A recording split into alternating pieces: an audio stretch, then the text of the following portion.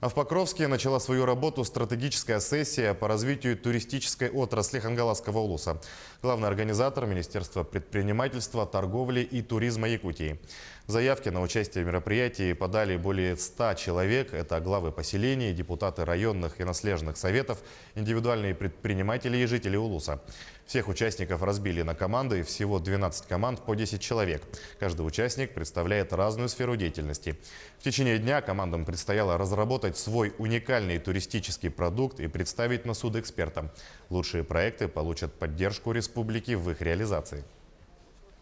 Если честно, я не ожидала такого ажиотажа. Я приятно удивлена. Очень много как предпринимателей, так и простых жителей района, которым не безразлична судьба развития родной республики и непосредственно Хангаласского района.